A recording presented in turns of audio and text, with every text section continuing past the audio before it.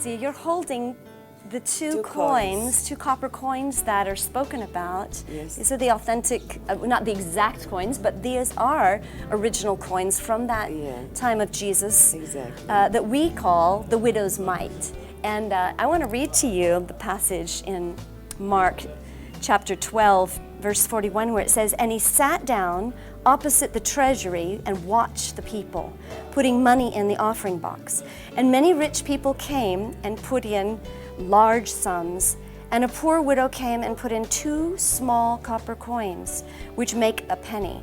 And he called his disciples to him and said, 'Truly I say to you, this poor widow has put in more than all these who are contributing to the offering box, for they contributed out of their abundance, but she out of her poverty has put in everything she had, and all she had to live on.'"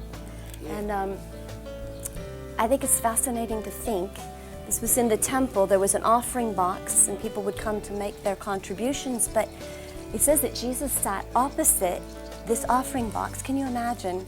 And he watched people as they put in their offerings, and he watched the rich come and put in large sums of money, which no doubt, if his disciples were watching, they'd be very impressed by, oh, look how much money they're putting in. But then came this poor widow, and I know that in society, that society, to be a widow is a very hard thing. Always. You have no husband, you have no protector, no one to look for you, and she was very poor.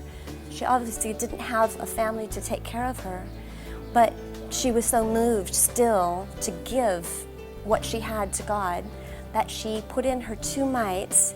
And when Jesus saw that, he knew, because he knows all things, that that was all she had.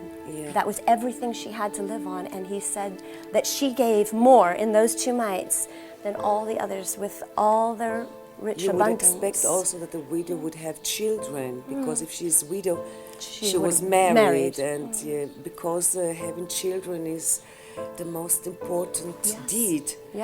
To have as much as more children you can. So she had children.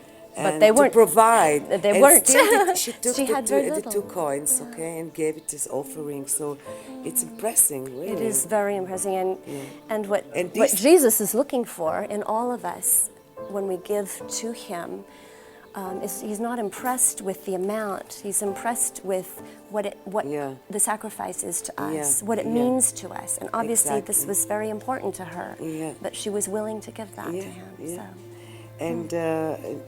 These coins are, as we know, originally at this period, and these exactly coins are of the time of Alexander Yanai. Alexander the Great. Yanai, not the Great. Not the Great. The Great was, conquering the whole Israel at 333 BC. Okay, this and is Alexander another Yanai is a Jewish king of the Hashmonite dynasty, and he was a very great king, a very strong one, and he made also coins at his time, and these are the coins that were made in his. So these would have been accepted in the temple, because the temple didn't accept Roman coins. They had to be coins that were made just for the Jews to use in their offering. Oh, well, there you have them. Authentic Judaic coins, so to say. And the story behind them is even more impressive. And here we are 2,000 years later, talking about some poor widow at the time of Jesus, who Jesus, watching all the offerings going into the offering box, spoke about her, and she's remembered even to this day, and she speaks to all of us. How we give to God is important. The sacrifice we have to give, that's it.